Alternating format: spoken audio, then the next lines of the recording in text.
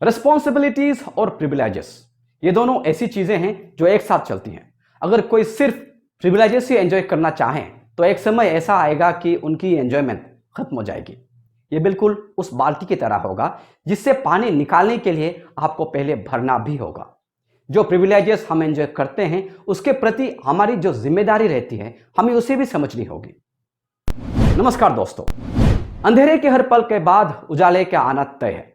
अंग्रेजों के 200 साल के बाद जब भारत को आजादी मिली तो नॉर्थ ईस्ट के राज्यों के लिए यह अपने साथ BEFR के रूप में एक एडेड एडवांटेज लेकर आई। अब कॉलोनियल रूल में BEFR को लेकर अंग्रेजों के दो मकसद थे। पहला, यहां के फॉरेस्ट और फॉरेस्ट प्रोडक्ट्स पर उनकी मोनोपोली, और दूसरा, यहां के इंडिजिनियस पॉपुलेशन का संरक्षण। अंग्रेज तो चले गए लेकिन BEFR को गवर्नमेंट ऑफ इंडिया ने आर्टिकल 372 के तहत कंटिन्यू किया। अब लेकिन इस कानून का मकसद पूरी तरह इंडिजिनस पॉपुलेशन का प्रोटेक्शन है और कुछ नहीं। आज इसी कानून से हमें एडवांटेजेस तो मिल रहे हैं, पर क्या हम अपनी उन जिम्मेदारियों को निभा रहे हैं जो इस एडवांटेज के बदले मिले हैं? इस टॉपिक का कंसेप्ट बहुत गहरा है, इसीलिए इसे एलैबोरेटली समझना बहुत जरूरी है। इसी कारण इस वीडियो को मैंने 2 भागों में बांटा है, क्योंकि 15 मिनट की इस वीडियो में यह मुमकिन ही नहीं है कि मैं आपको अच्छी तरह समझा पाऊं या आप इसे पूरी तरह समझ पाए, और इससे ज्यादा लंबी वीडियो भी थोड़ी सी बोरिंग हो जाती है। चलिए आगे समझते हैं।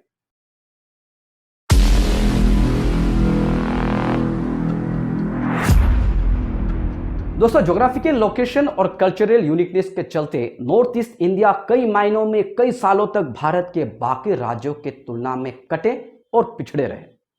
कई मेनलैंडर्स के लिए नॉर्थ ईस्ट सिर्फ एक क्षेत्र नहीं बल्कि एक अलग ही दुनिया थी। खैर, आज भी इस रीजन को लेकर कई तरह के अफवाहें हैं और मिथ्स हैं, बट कंपैरेटिवली आज बेहतर है। तो भारत सरकार ने अंग्रेजों के जाने के बाद इस यूनिकनेस की प्रोटेक्शन को कंटिन्यू रखने की जिम्मेदारी उठाई। अब इस प्रोटेक्शन में क्या क्या आता है? दरअसल ये एक ऐसी पॉलिसी है जो ना सिर्फ लोगों को बल्कि उनसे जुड़े सारी चीजों को प्रोटेक्ट करती है। इसमें indigenous practices, culture, tradition, language end of course belief जैसी चीजें भी शामिल हैं। अगर ये सोचा जाए ना दोस्तों, तो इन प्रोटेक्शन की इंपॉर्टेंस भी इतने मायने नहीं रखती, पर ऐसा नहीं। दरअसल ट्राइबल कम्युनिटी का प्रोटेक्शन इसलिए इंपॉर्टेंट है क्योंकि ट्राइबल प्रैक्टिसेस अपने आप में ही अनोखा है और ये अपने रूट से जुड़े होते हैं। अगर हम भारत की बात करें तो भारत के ट्राइबल कम्युनिटीज का संरक्षण और सुरक्षा इसलिए जरूरी है क्योंकि इससे इनकी संस्कृति, परंपराएं, भाषाएं, पर्यावरण और कॉन्स्टिट्यूशनल राइट्स सुरक्षित रहते हैं। ये सोशल जस्टिस और देश के डाइवर्सिटी को बनाए रखने में भी महत्वपूर्ण भूमिका निभाता है। इसे थोड़ा एलाबोरेट करते हैं, इसे समझते हैं। भारत के ट्राइबल कम्युनिटीज की अपनी अलग ट्रेडिशंस, कस्टम्स, फोकलॉर, आर्ट फॉर्म्स और लैंग्वेजेस हैं जो सदियों से डेवलप होती हैं। आज कई ट्राइबल लैंग्वेजेस एंडेंजर्ड हैं और अगर इनका प्रिजर्वेशन नहीं किया गया तो वे हमेशा के लिए डिसअपीयर हो सकती हैं। ट्राइबल कम्युनिटीज का प्रोटेक्शन भारत की रिच कल्चरल डाइवर्सिटी और हेरिटेज को सेफगार्ड करने में भूमिका निभाती है। दोस्तों, हमारा कॉन्स्टिट्यूशन ट्राइबल कम्युनिटीज की प्रोटेक्शन की आवश्यकता को मान्यता देता है क्योंकि इतिहास में अनेक जनजातीय समुदायों ने एक्सप्लॉयटेशन, डिस्प्लेसमेंट और सोशल एक्सक्लूशन का सामना किया है। इसी कारण कॉन्स्टिट्यूशन में 5th schedule, 6th schedule, reservations और कई तरह के ट्राइबल वेलफेयर प्रोग्राम्स जैसे स्पेशल प्रोविजंस की व्यवस्था की गई। इनका उद्देश्य ट्राइबल कम्युनिटीज के राइट्स की रक्षा करना और उनके डेवलपमेंट को सुनिश्चित करना है। कई ट्राइबल कम्युनिटीज का फॉरेस्ट्स और नेचर के साथ बहुत गहरा संबंध होता है। उनकी traditional knowledge biodiversity conservation, sustainable resource management और एनवायरमेंटल प्रोटेक्शन में महत्वपूर्ण भूमिका निभाती है। इसीलिए ट्राइबल कम्युनिटीज का संरक्षण दरअसल न केवल उनकी संस्कृति के लिए बल्कि एनवायरनमेंट और नेचुरल रिसोर्सेज की रक्षा के लिए भी बहुत आवश्यक है। ट्राइबल कम्युनिटीज अक्सर कई तरह के एक्सप्लॉयटेशन और इनजस्टिस के प्रति वल्नरेबल रही है। उन्हें कई समस्याओं का सामना करना पड़ा है, जैसे land alienation, money landers, developmental projects के कारण फोर्स डिस्प्लेसमेंट या फिर उनका अपना ट्रेडिशनल लाइवलीहुड का नुकसान। इस तरह के कई वारदात। इसीलिए ऐसे कई प्रोटेक्टिव लॉज बनाए गए हैं जो ट्राइबल कम्युनिटीज की लैंड, फॉरेस्ट्स और नेचुरल रिसोर्सेज की रक्षा करने में मदद करती है, साथ ही उनके अधिकारों को भी सुरक्षित रखते हैं। ट्राइबल कम्युनिटीज के पास दरअसल medicinal plants, sustainable agriculture, forest management और क्लाइमेट एडेप्टेशन से संबंधित वैल्यूएबल ट्रेडिशनल नॉलेज होते हैं। ये knowledge modern science, health care और एनवायरमेंटल मैनेजमेंट के क्षेत्र में महत्वपूर्ण योगदान दे सकता है। इसीलिए ट्राइबल कम्युनिटीज के पारंपरिक ज्ञान का संरक्षण न केवल उनके लिए बल्कि पूरे समाज और भविष्य की पीढ़ी के लिए भी अत्यंत महत्वपूर्ण है। इसका एक जीता जागता एग्जाम्पल पासीघाट, अरुणाचल के पासीघाट में स्थित हर्बल प्रैक्टिशनर पद्मश्री यानुंग जामो लेगो हैं, जिन्होंने अपने हर्बल नॉलेज से कैंसर जैसी बीमारियां भी ठीक की है। इसके कई टेस्टिमनीज भी ऑनलाइन अवेलेबल है, आप सोशल मीडिया में देख सकते हैं। कई ट्राइबल ग्रुप्स आज भी एजुकेशन, हेल्थ केयर, एम्प्लॉयमेंट और इंफ्रास्ट्रक्चर से जुड़ी अनेक चुनौतियों का सामना करते हैं। इन कारणों से वे समाज के अन्य लोगों से, अन्य वर्गों के तुलना में पीछे रह जाते हैं। ट्राइबल कम्युनिटीज के लिए बनाए गए प्रोटेक्शन मेजर्स उन्हें इक्वल अपॉर्चुनिटीज प्रदान करने और सोशल इकोनॉमिक डिस्पैरिटीज को कम करने में मदद करते हैं। इससे सोशल जस्टिस और इक्वलिटी को बढ़ावा मिलता है, साथ ही उन्हें विकास के मुख्य धारा में शामिल होने का भी अवसर प्राप्त होता है। हमारे देश की सबसे बड़ी शक्ति इसकी डाइवर्सिटी है। ट्राइबल कम्युनिटीज के आइडेंटिटीज, कल्चर और ट्रेडिशन का संरक्षण करने से ये अपनी स्पेशल कल्चरल हेरिटेज को बनाए रखते हुए नेशनल डेवलपमेंट में सक्रिय रूप से भाग ले सकते हैं। यह भारत के कॉन्स्टिट्यूशन में इंक्लूडेड यूनिटी इन डाइवर्सिटी के आदर्श को दर्शाता है। तो ट्राइबल कम्युनिटीज का संरक्षण राष्ट्रीय एकता को मजबूत करने के साथ साथ देश की सांस्कृतिक समृद्धि को भी बनाए रखने में महत्वपूर्ण भूमिका निभाता है। जैसे आपको पता है, नॉर्थ ईस्ट के कई ट्राइबल कम्युनिटीज भारत के फ्रंटियर रीजन्स में, जैसे अरुणाचल प्रदेश, नागालैंड, मिजोरम, सिक्किम है, यहाँ निवास करते हैं। ये क्षेत्र नेशनल सिक्योरिटी और स्ट्रेटेजिक पर्सपेक्टिव से बहुत इंपॉर्टेंट माने जाते हैं। इन ट्राइबल कम्युनिटीज का वेलबींग और डेवलपमेंट इसलिए इन सेंसिटिव बॉर्डर रीजन्स में स्टेबिलिटी, सिक्योरिटी और ओवरऑल डेवलपमेंट को मजबूत बनाता है। इसीलिए ट्राइबल कम्युनिटीज का संरक्षण और सशक्तिकरण न केवल उनके हित में है बल्कि राष्ट्रीय एकता और सुरक्षा के लिए भी अत्यंत महत्वपूर्ण है। तो दोस्तों, हम कह सकते हैं ट्राइबल कम्युनिटीज का प्रोटेक्शन केवल इनके अतीत को बचाना नहीं है। इसका उद्देश्य यह सुनिश्चित करना है कि इंडिजिनस पॉपुलेशन अपनी आइडेंटिटी को बनाए रख सकें, अपने राइट्स का उपयोग कर सकें, डेवलपमेंट का लाभ उठा सकें, उसका हिस्सा बन सके और अपने यूनिक नॉलेज और कल्चर के माध्यम से भारत के भविष्य में योगदान देते रहें। ट्राइबल कम्युनिटीज का प्रिजर्वेशन भारत की हेरिटेज और डाइवर्सिटी के उस अमूल्य हिस्से को सुरक्षित रखने में मदद करता है जिसका कोई विकल्प ही नहीं है। It doesn't have any option.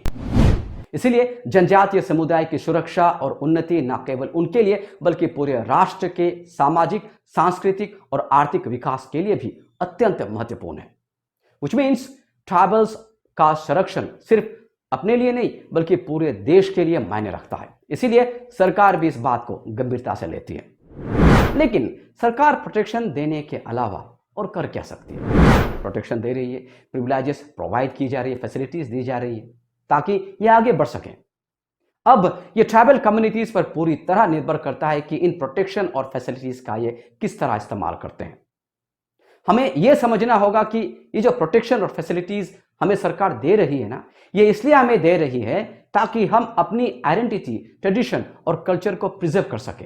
मतलब जो फैसिलिटीज हमें मिले हैं, जो प्रिविलेजेस हमें मिले हैं, उसके बदले हमें कुछ जिम्मेदारियां भी सौंपी गई है जिसे हमें निभानी है। ये जो प्रोटेक्शन रिजर्वेशन के रूप में हमें फैसिलिटीज और प्रिविलेजेस मिले हैं, ये हमारे लैंग्वेज, ट्रेडिशन, कल्चर और ऑफ कोर्स बिलीफ को प्रिजर्व करने के लिए मिले हैं। ये प्रिविलेजेस हमें हमारे लुक्स के लिए नहीं दिए गए हैं क्योंकि हम अलग दिखते हैं। मतलब इन प्रिविलेजेस को कंटिन्यू करने के लिए हमें अपने प्रैक्टिसेस को बचाए रखना ही होगा। क्या हम अपनी उन जिम्मेदारियों को निभा रहे हैं?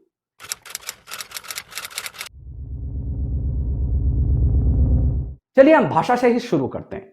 आज भारत में कई ऐसी भाषाएं हैं जो ऑलमोस्ट एक्सटिंक्ट होने के कगार पर है।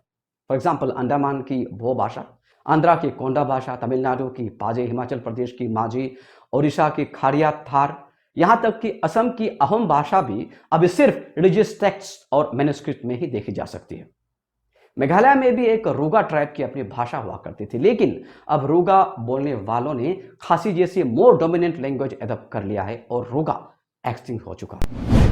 ये एक बहुत खतरनाक एग्जाम्पल है। जब कोई भाषा समाप्त हो जाती है ना, तो वो केवल शब्द नहीं खोते बल्कि उस समुदाय का इतिहास, संस्कृति, परंपरा और ज्ञान भी हमेशा के लिए खो जाता है। मैंने अपनी तरफ से कुछ फैक्टर्स आइडेंटिफाई किए हैं जो किसी भी भाषा के एक्सटिंक्ट होने में मेन रीजंस में से हो सकते हैं। आज एजुकेशन, नौकरी, प्रशासन और कम्युनिकेशन के लिए लोग हिंदी, अंग्रेजी या अन्य बड़ी क्षेत्रीय भाषाओं का अधिक उपयोग कर रहे हैं।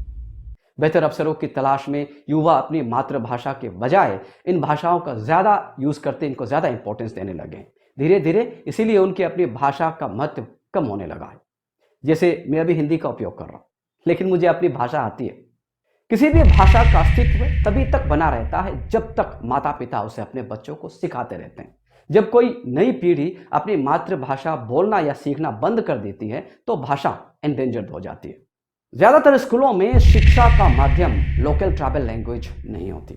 बच्चे स्कूल में दिन भर दूसरी भाषाएं सीखते हैं, बोलते हैं, जिसके कारण उनकी अपनी भाषा पर पकड़ कमज़ोर हो जाती है। एजुकेशन, एम्प्लॉयमेंट या विवाह के कारण लोग गांवों से शहरों की ओर पलायन करते हैं।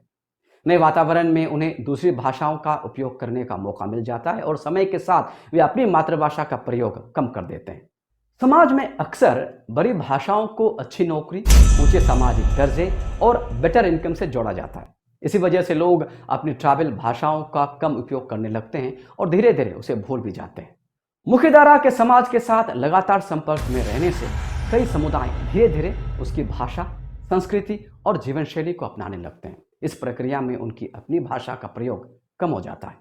कुछ भाषाएं केवल कुछ 100 या कुछ हजार लोगों द्वारा बोली जाती हैं। ऐसी स्थिति में यदि ओल्डर जनरेशन की मृत्यु हो जाती है तो भाषा को बचाना बहुत कठिन हो जाता है। कई ट्राइबल भाषाओं में बुक्स, डिक्शनरीज, न्यूज़पेपर एक्सेट्रा बहुत कम उपलब्ध होती हैं। जब किसी भाषा का इफेक्टिव डॉक्यूमेंटेशन नहीं होता तो उसका संरक्षण भी कठिन हो जाता है। आज टेलीविजन पे, सिनेमा, सोशल मीडिया और इंटरनेट पर मुख्य रूप से बड़ी भाषाओं का डोमिनेंस है। युवा पीढ़ी इन्हीं भाषाओं में कंटेंट को देखती है और पढ़ती है। इससे लोकल भाषाओं के संपर्क में कमी आ जाती है।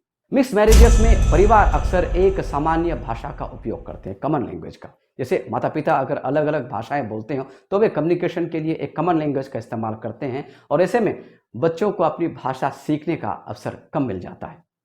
यदि किसी समुदाय के लोग अपनी भाषा को पिछड़ा या लेस वैल्यूज समझने लगते हैं तो वे खुद ही उसका उपयोग बंद कर देते हैं।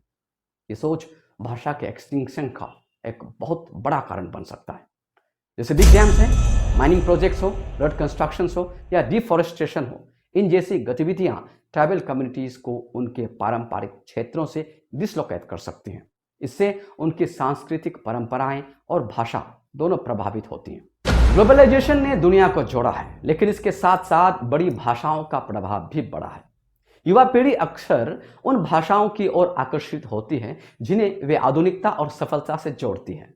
तो दोस्तों, हम कह सकते हैं किसी भी ट्राइबल लैंग्वेज का खत्म होना सिर्फ एक वजह से नहीं होता।